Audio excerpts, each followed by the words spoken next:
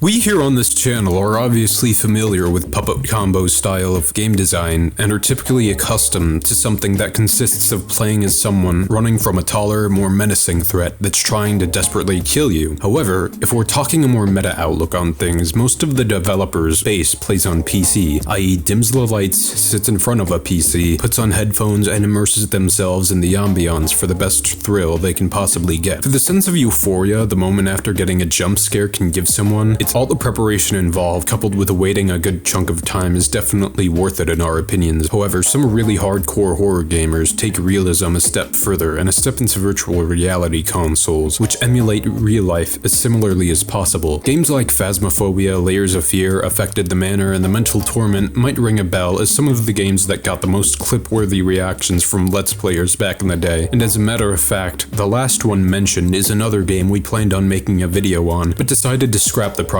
because it wasn't in our niche, probably due to the fact that every time we post something that isn't a Puppet Combo-centric video, we have a huge dip in viewership. Anyway, we here at Sovereign feel that a litany of Puppet Combo's library could serve as excellent products for people who are into the VR horror niche could enjoy. Puppet Combo seems to be already onto this because in late 2019 they posted a video that featured an early demonstration of what the Power Drill Massacre could look like on the Oculus Quest. A little side note here, in our opinions, PDM is the perfect horror game out of this developer to be put on VR. Anyway, compassionately dubbed Heart Attack Simulator 2020 by the comments section, the feeling of being as close as possible to legitimately convince you're trapped in what seems to be a giant warehouse with a homicidal maniac wanting to give you some of the worst jump scares you've ever experienced is something that probably can't be parallel with any PC iteration of the game. If you're not convinced, you can just watch the trailer for yourself because we're certain the ambiance will be enough to send chills down your spine, since there aren't any jump scares and being there is just enough. But what we're here to postulate is that although the markets for these VR games might be a bit too niche for the liking of some indie horror developer fans, we'd be delighted if many of them, and Puppet Combo in particular, ported their games to VR consoles and did the adaptation necessary to make them enjoyable horror experiences. Yet another game by the developer in question we think would be an excellent port on the VR consoles would be Nun Massacre. For the sake of controlling what we're saying in order to not go off on tangents and brevity, we'll divide this next section into a couple of parts. First off, let's cover the atmosphere the map provides. This Catholic boarding school to us just gives off feelings of infinite fear and panic. The mere possibility that early on in the game, the most harmful thing we have in our inventory is a lighter that only illuminates so much of the corridors before you have to march forward makes us swallow our pride, put our guard up in preparation for a situation that could be hell, or continuing to prepare for hell. Navigating an intricate and disgustingly complicated labyrinthian is something that makes us more immersed in these kinds of games, and at the same time hate them because we typically hate puzzle solving in horror games, investigation, and especially backtracking. In terms of a VR port, most gamers typically can't handle playing scary games for too long, so in our opinions, granted that these developers want to market to broader audiences, we think it would be better if navigating horror environments was just simpler and didn't consist of most of the game's content. Let's talk about the antagonist, and literally holy shit. This creature will give you possibly the worst jump scares you've ever experienced, and if they aren't, they're probably a tie with the Butchers. And yes, we think they're worse than the Driller Killers. Her ghostly presence and her ghastly screams and moans when she's chasing after you at inhuman speeds are some of the most terrifying things a player could experience. And what takes her to another level is the fact that in her game only, the player can't hide in the vents for reliable evasion. Yep, she can phase through solid objects when she's done pursuing you. We would say that this is unfair, but we also think it adds to her presence in a weird sense. Maybe we're being pretentious, but we wouldn't fault gamers for thinking her transcending the laws of physics is a bit over the top in terms of her difficulty. In a VR port, just think of how players' heart rates are gonna skyrocket without them having to do anything, and keep in mind that's before they get scared. Once they actually do encounter the nun, we wouldn't be surprised if they feel like they've signed their own death warrants by playing this game in VR. And at the top of this list is Babysitter Bloodbath, which is yet another terrifying creation that would be amazing on VR so long as it's properly ported. Navigating through the dark, trying to not alert a 6'4" homicidal maniac to your presence with only so many spots to hide in the house would be a challenge to actually play for so many people. And once that fateful music plays, it's up to someone's game playing ability to not get sliced Beef Wellington style with a kitchen knife. We'll have longer content come out next week, but in the meantime, let us know your thoughts down below.